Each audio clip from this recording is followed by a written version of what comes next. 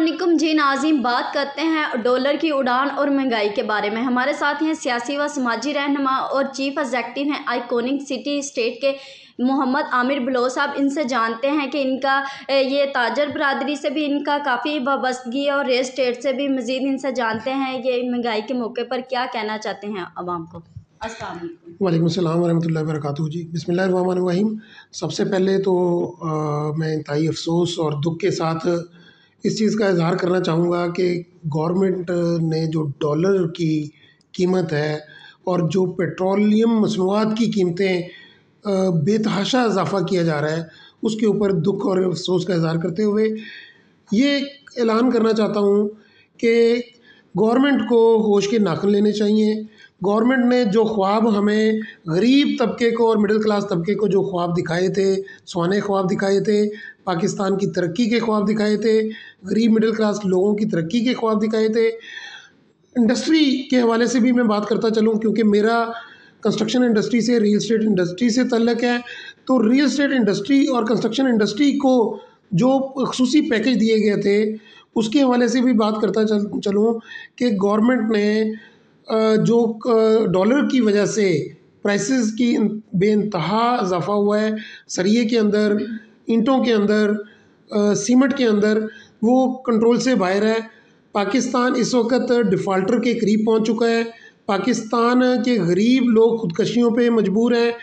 आपने देखा होगा कि 4 दिन पहले भावल नगर से एक शख्स अपनी 2 बच्चों के साथ, अपनी बीवी के साथ ख़ुदकशी करता है। तो हुक्मरानों को होश के नाखुन लेने चाहिए। ये जो बेशर्बा महंगाई हो रही है, इसके ऊपर कंट्रोल करना चाहिए। पाकिस्तान दुनिया का खूबसूरत तरीन मुल्क है। पाकिस्तान के अंदर हर किस्म के वसाइल मौजूद हैं, लेकिन सिर्फ हमारे पास सिस्टम नहीं है। हमें वो सिस्टम बनाना चाहिए, गवर्नमेंट को सिस्टम बनाना चाहिए।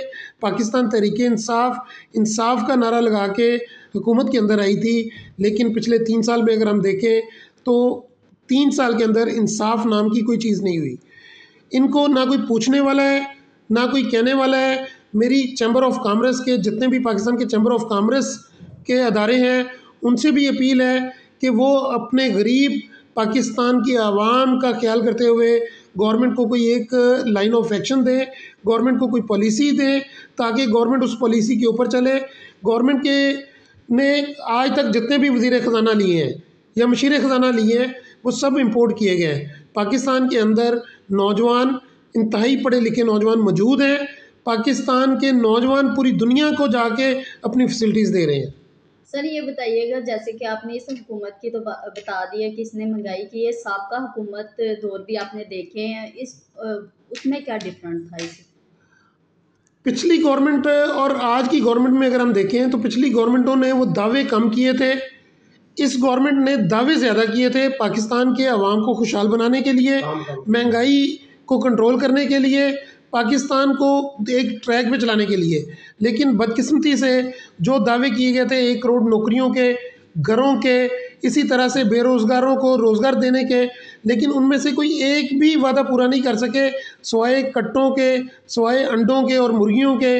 इसके अलावा इस गवर्नमेंट के पास कोई विजन नहीं है। इस गवर्नमेंट के पास मैं ये समझता हूँ कि कोई पाकिस्तान के लिए लाइन ऑफ एक्शन नहीं है। महंगाई पर कंट्रोल ना हुआ तो जो अवाम है उसका क्या हाल होगा? ये बताएं ना कि हुकूमत किस तरह महंगाई पर कंट्रोल करे। कोई आपके पास कोई प्रपोजल होगी देने के लिए? आज 139 कंट्रीज़ में से पाकिस्तान का करप्शन में 130वां नंबर है।